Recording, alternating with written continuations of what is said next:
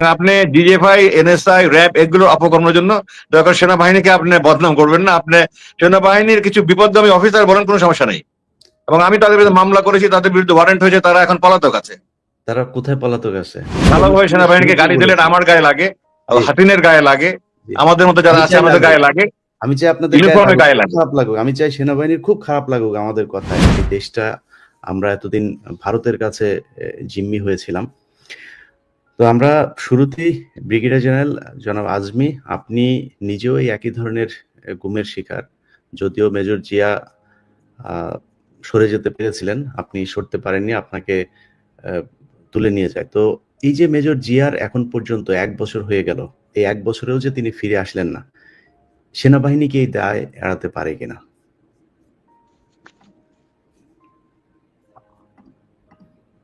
ভাই আপনি এটা আনমিউট করে নিন।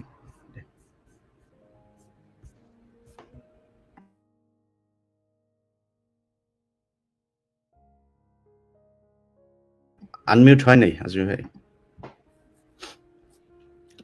জি, আসসালামু আলাইকুম, শুনতে পাচ্ছেন? জি জি জি এখন শুনতে পাচ্ছেন আমাকে?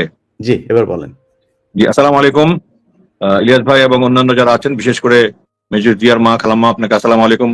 হাফিজ সহ আরো যারা আছে সবাইকে সালাম। আমি প্রথমে আপনার শিরোনামটার ব্যাপারে একটু দ্বিমত পোষণ করতে চাই। আমি সেনাবাহিনীকে আপনি দেশ বিরোধী যেভাবে বলেছেন, আমি এটাতে একমত নই। কারণ সেনাবাহিনীর একটা নগণ্য সংখ্যক, হয়তো কারণ হাসিনা আমার সাথে একমাত্র সার্বিক সেনাবাহিনীর জনবলে 1 শতকরা 1জনও হয়তো দেশ বিরোধী কর্মকাণ্ডে সরাসরি লিপ্ত নয়। সেই জন্য সেনাবাহিনীকে সার্বিকভাবে না বলে দেশ বিরোধী অংশ বলতে পারেন আপনি, সেটা হয়তো গ্রহণযোগ্য। সার্বিক সেনাবাহিনীকে এইভাবে ঢালাভাবে বলেন আমি সঠিক মনে করি না। মেজর জিয়া, একে নিয়ে তো কথা বলা শেষ করা যাবে না। আমি একটা ফেসবুক স্ট্যাটাস দিয়েছিলাম যে 1971 সালে দেশ এক জিয়া পেয়েছিল, এই প্রজন্ম আর জিয়াকে পেয়েছে, কিন্তু জাতি তাকে মূল্যায়ন করতে পারেনি। জিয়া আমার অত্যন্ত স্নেহের, যদিও আমি কোনোদিন এক ক্যান্টনমেন্টও চাকরি করিনি, তাকে জীবনে 1বার কি 2বার দেখেছি আমার মনে পড়ে। কিন্তু আমি তার সম্পর্কে অনেকের কাছে শুনেছি, ফুল যেমন গন্ধ ছড়ায়, ঠিক মেজর জিয়াও সেরকম সুগন্ধ ছড়িয়েছে। যারা তার সাথে যারা মিশেছে, তার আশেপাশে যারা থেকেছে, সবাই বলেছে সে 41তম লং কোর্সের সোর্ড অফ অনার পাওয়া, সে 2টা গোল্ড মেডেল পাওয়া, সে অন্যান্য আরো পদক পেয়েছে একাডেমি থেকে, এবং যতগুলো কোর্স করেছে আমার জানা মতে সে সবগুলোতেই সে প্রথম হয়েছে। সে দেশে বিদেশে তার মেধার কৃতিত্ব এবং কৃতিত্বের স্বাক্ষর রেখেছে। এমন একটা অফিসারকে দেশ বিরোধী ট্যাগ দিয়ে তাকে যেভাবে সেনাবাহিনী থেকে বের করা হয়েছে, তার বিরুদ্ধে মামলা দিয়ে তাকে হেনস্থা করা হয়েছে, এবং এখনো পর্যন্ত সে এটা স্বীকার, অত্যন্ত দুঃখজনক। বিগত সরকার আপনারা জানেন, যারাই ভারতের বিরুদ্ধে কথা বলেছে বা ন্যায় সত্যের পথে কথা বলেছে, তাদেরকেই তারা গলা চেপে ধরতে চেষ্টা করেছে। আপনাদের সামনে উদাহরণ, আমি একজন আছি, আমি কোনো রকমের রাজনৈতিক সাথে জড়িত ছিলাম না, অথচ তারা আমাকে 1996 থেকে 2001 প্রমোশন দেয়নি, এবং এইবার তারা আমাকে বের করে দিয়েছে এবং আমাকে 8 বছর গুম করে রেখেছে। কর্নেল হাসিন একমাত্র ব্যক্তি আমার জানা মতে যাকে ইউনিফর্ম পরিহিত অবস্থায় সেনাবাহিনী অপহরণ করেছে। এর মধ্যে ন্যাক্কারজনক আর কোনো কাজ হতে পারে না, পৃথিবীর ইতিহাসে এই ধরনের কোনো নজির আছে বলে আমার জানা নেই। তো মেজর জিয়াকেও তারা এইভাবে, যখন মেজর জিয়া কোনো খবর পাওয়া যাচ্ছিল না, আমি অত্যন্ত দুশ্চিন্তা ছিলাম। কারণ ভালো অফিসার, দেশপ্রেমিক অফিসার আমি জেনেছি, সেই হিসাবে আমি তার জন্য সবসময় দোয়া করে, আল্লাহ তুমি যেখানে রাখো তাকে ভালো রাখার দোয়া, তাকে জীবিত রাখো। এবং যখন জানতে পেরেছি সে জীবিত, তখন আমি অনেক দোয়া করেছি তার জন্য, আরো আল্লাহর কাছে শুকরিয়া আদায় করেছি। এমন একজন অফিসারকে মিথ্যা মামলা দিয়ে আজকে এতগুলো বছর হয়রানি করা হচ্ছে, পরিবারকে এরকম ভাবে একটা কষ্টের মধ্যে ফেলে রেখেছে, এই ঘটনার নিন্দা জানানো আমার কোনো ভাষা নেই। আমি মনে করি তার বিরুদ্ধে যত রকমের অপবাদ, এগুলো সমস্ত প্রত্যাহার করে তাকে আদালত থেকে সম্পূর্ণভাবে তাকে মুক্ত করে তাকে আবার পদোন্নতি সহ সেনাবাহিনীতে পুনর্বহাল করা এখন সময়ের দাবি। আর না হলে এই দেশ আবার আমরা অনেক দেশদ্রোহীদের হাতে আমরা খপ্পরে পড়ে যাব। আমার এই দেশ আমাদের স্বাধীনতা সমত অখণ্ডতা রক্ষায় সমর্থ হবে কিনা আমি জানি না, কারণ দেশপ্রেমিক অফিসাররাই সেই ভারতের, এবং যারা ভারতের দোসর ছিল, গোলাম ছিল, দালাল ছিল, এজেন্ট ছিল, তাদের কুনজরে পড়েছে। এবং এখনো আমি মনে করি সেই প্রেতাত্মারা ঘুরে বেড়াচ্ছে। এই আইন মন্ত্রণালয় কেন 1 বছর পর্যন্ত মেজর জিয়ার এই কেসটা সুরাহা করতে পারলো না? তার বিরুদ্ধে মিথ্যা, তার মাথা, তার মূল্য চড়ানো হয়েছে, তার 20 লক্ষ টাকা পুরস্কার ঘোষণা হয়েছে, অথচ এটা কোনো সুরাহা হলো না। এগুলো কোনো মানে নিন্দা জানানোর কোনো ভাষা নেই। আমি মনে করি এগুলোর দ্রুত সমাধান হওয়া উচিত। আমি সরকারের দৃষ্টি আকর্ষণ করছি, এবং অন্য সবাই যারা আছে সবাইকে আমি অনুরোধ করছি যে আপনারাও একজন মেজর জিয়ার মতো দেশপ্রেমিক, তাকে নির্দোষ সাব্যস্ত করে দ্রুত পদোন্নতি সহ সেনাবাহিনীতে পুনর্বহাল করার জন্য দাবি জানান। আমি এই বলে শেষ করছি। সবাইকে সালাম, ধন্যবাদ, আসসালামু আলাইকুম।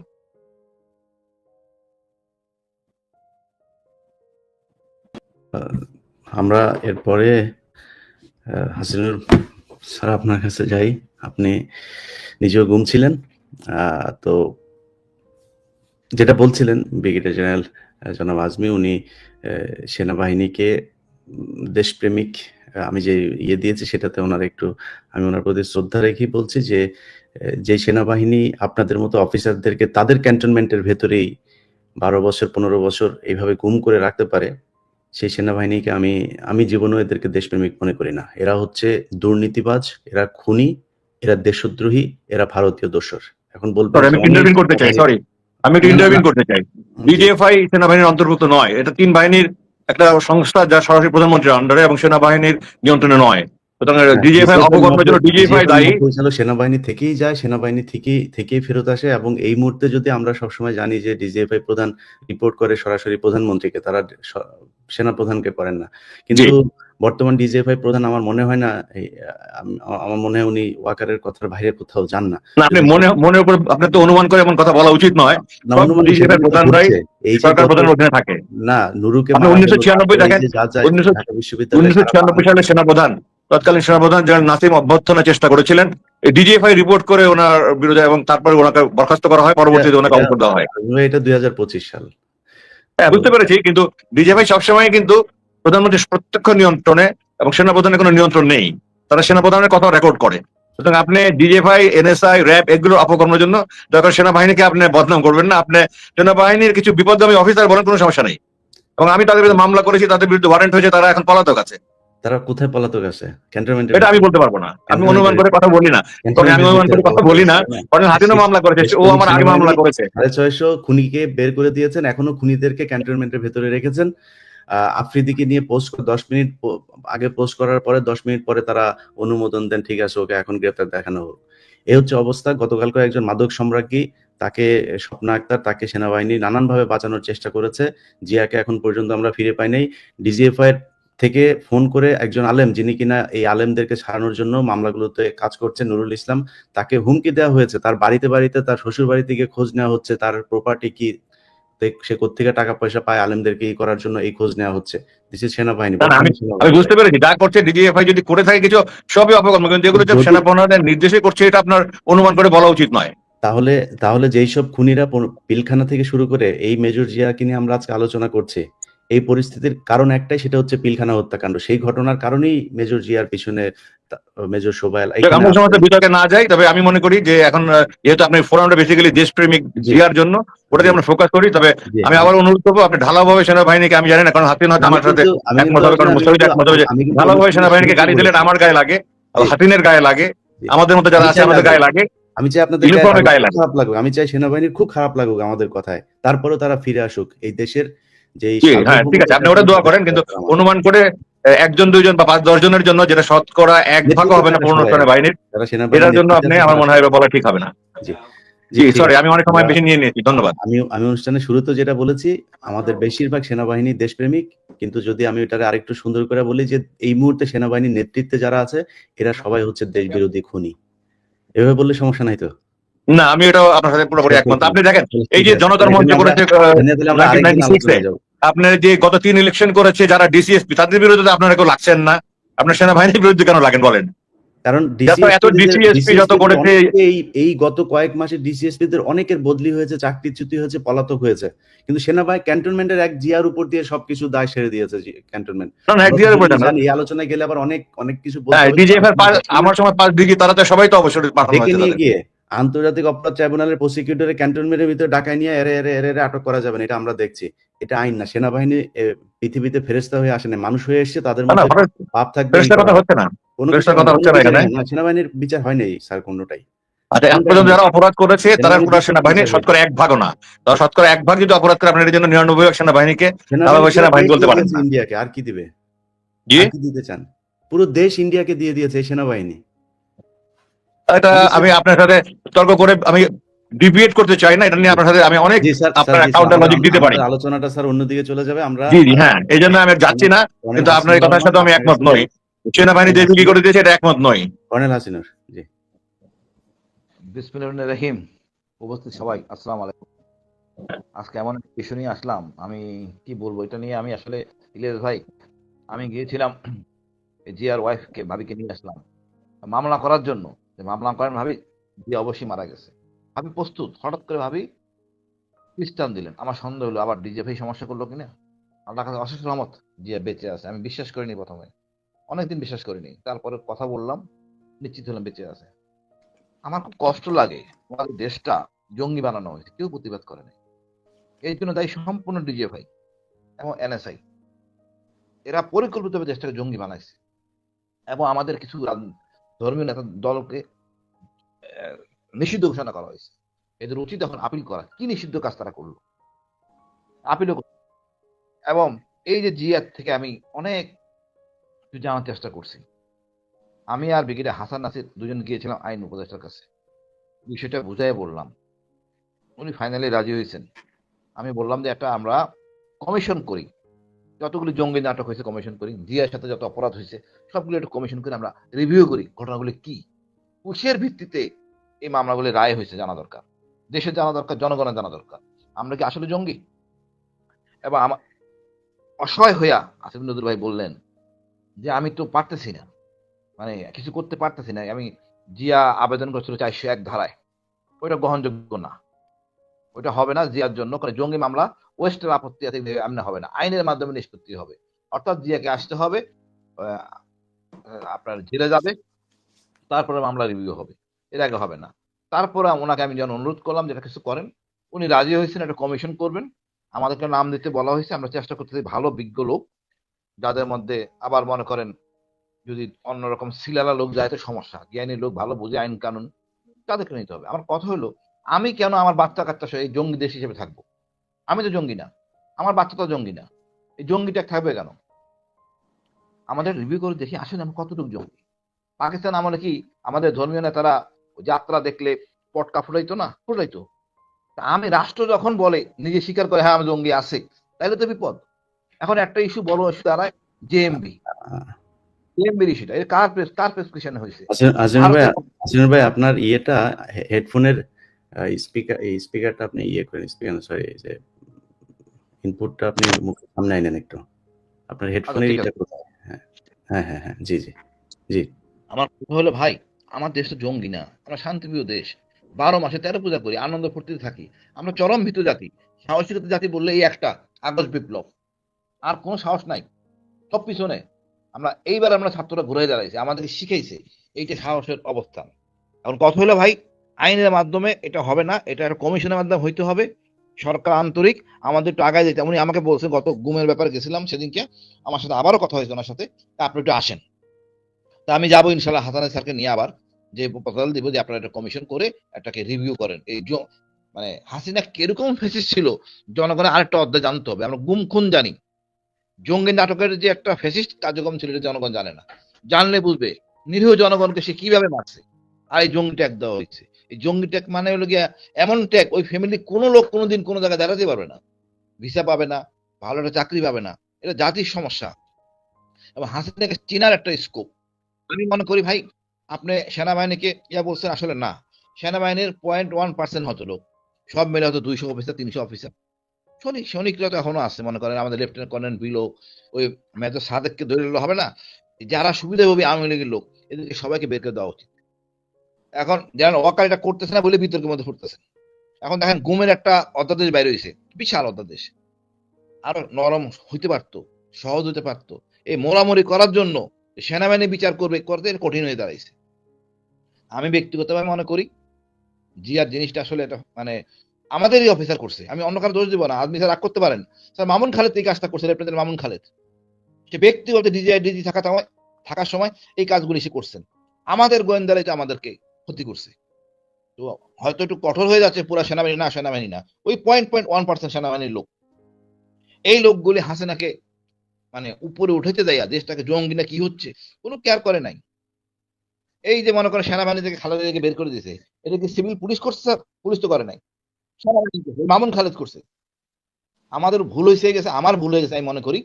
একটা সেনাবাহিনীর ভিতরে মানে রেসিডেন্ট হিসেবে মামুন খালেদ ছিল, আরো অনেক লোক ছিল, এর একটা মপ করা, তাহলে সেনাবাহিনী সোজা যেত। সেনা প্রধানের দায়িত্ব এই জিয়া সমস্যা সমাধান করা। উনি নিজে দিয়ে হেঁটে দিয়ে বলবেন প্রধান উপদেষ্টাকে স্যার ঠিক করেন, একটা কমিশন করেন, এই সমস্যা সমাধান করেন। উনি তো ছিলেন ভালো পদ্ধতিতে, কেন উনি উদ্যোগ নেন নাই?